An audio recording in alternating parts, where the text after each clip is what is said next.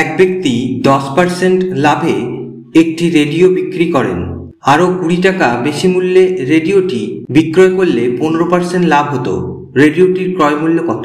বন্ধুরা, এই প্রশ্নের সহজভাবে খুব কম সময়ে সমাধান সম্ভব।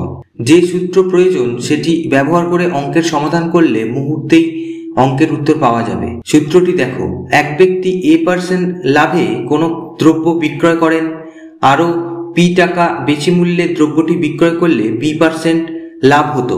তবে দ্রব্যটির ক্রয় মূল্য সমান সমান P ভাগ B বিয়োগ A গুণ 100 টাকা। তবে আমাদের প্রশ্নের সমাধান করলে দ্রব্যটির ক্রয় মূল্য হবে 400 টাকা।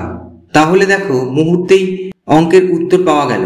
বন্ধুরা, সূত্রটা কেমন লাগলো জানাও, ভিডিওটা কেমন লাগলো জানাও। ভবিষ্যতে এরকম আরো ভিডিও পেতে চ্যানেলটাকে প্লিজ সাবস্ক্রাইব করে পাশের বেল আইকনটা প্রেস করে রাখো। এতক্ষণ ভিডিওতে সাথে থাকার জন্য ধন্যবাদ।